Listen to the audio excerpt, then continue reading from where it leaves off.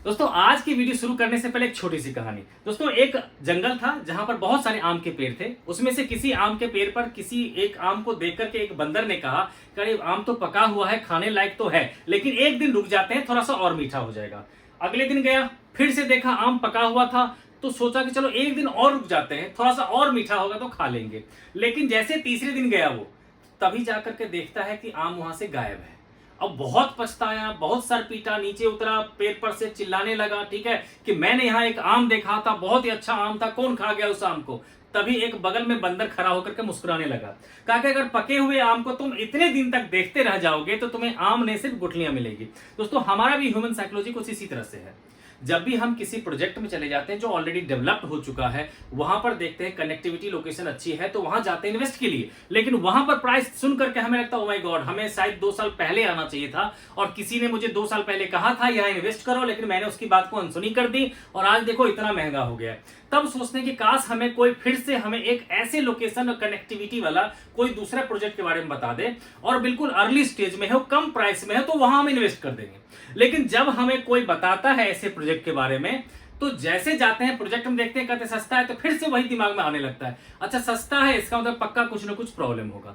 तो यहां पर दोस्तों सिर्फ और सिर्फ यही एक चीज मैं कहना चाहूंगा कि हमारी जो साइकोलॉजी है वो हर चीज में नेगेटिविटी ढूंढने की। तो मैं ये नहीं कह रहा कि हर सस्ता प्रोजेक्ट जो है लीगली होता है, मैं ये भी कह रहा हूं आपको कि किसी भी प्रोजेक्ट में अगर इन्वेस्ट करना हो तो 4 चीजें देख लीजिए। सबसे पहले होती है कनेक्टिविटी, दूसरा होता है लोकेशन, तीसरा होता है लीगलिटी, चौथा होता है फ्यूचर डेवलपमेंट।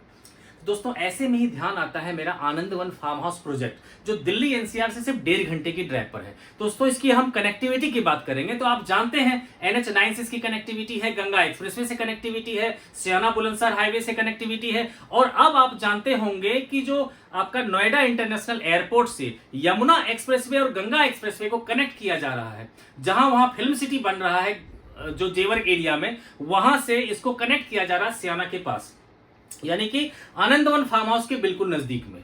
तो ये हो गई कनेक्टिविटी। तो सोच सकते हैं किसी एक एरिया में अगर एक एक्सप्रेसवे आ जाता है तो उस एरिया की कितनी वैल्यू बढ़ जाती है। यहां पर 3 एक्सप्रेसवे की आपको कनेक्टिविटी मिल रही है। दूसरी लोकेशन की बात करेंगे तो ये बिल्कुल ब्लैक टॉप रोड पे ही है। जो आपका रास्ता जो है सियाना बुलंदशहर हाईवे से जो जाती है ब्रजघाट की तरफ, जो ब्लैक टॉप रोड है उसी पर इसका बिल्कुल पड़ता है, और इसका फ्रंट भी बहुत बड़ा है। ऐसा नहीं कि कुछ कुछ प्रोजेक्ट में आप देखेंगे कि बहुत फ्रंट जो है बहुत छोटा रहता है, बैक में बहुत ज्यादा बढ़ जाता है, लेकिन यहाँ बिल्कुल जो है आपका कह सकते हैं कि फ्रंट भी इसका बहुत बड़ा है। तो लोकेशन अच्छी है, कनेक्टिविटी अच्छी है, लीगलिटी मैंने कहा कि आपको पक्की रजिस्ट्री हो रखी है यहाँ पर, और आपको भी जब भी मिलेगी पक्की रजिस्ट्री ही मिलेगी आपको।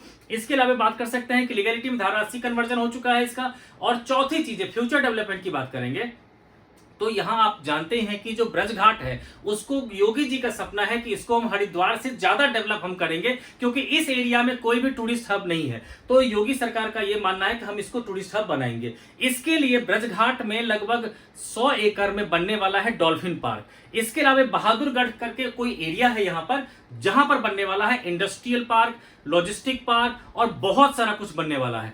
तो इतना ज्यादा सोच सकते हैं कि फ्यूचर में इस एरिया का ग्रोथ होगा। और इतना सुनने के बावजूद कुछ लोग अभी भी कहेंगे चलो ठीक तो है बट देखते हैं, सोचते हैं, तो मेरे ख्याल से 2 साल के बाद वो जरूर पछताएंगे। इसलिए मेरा कहना है कि यहां जो नंबर डिस्प्ले हो रहा है आप इस पर कॉल करके हमसे इस प्रोजेक्ट के बारे में डिटेल्स ले लीजिए और एक बार विजिट जरूर कीजिए। लेना नहीं लेना आपकी मर्जी होगी। अगर आप आना चाहते हैं तो आपको हम कैब भी प्रोवाइड कर सकते हैं, अगर अपनी गाड़ी से आएंगे तो आपको हम लोकेशन भी शेयर कर देंगे, लेकिन एक बार विजिट जरूर कीजिए। मिलते हैं आपसे नेक्स्ट वीडियो में। Thanks for watching.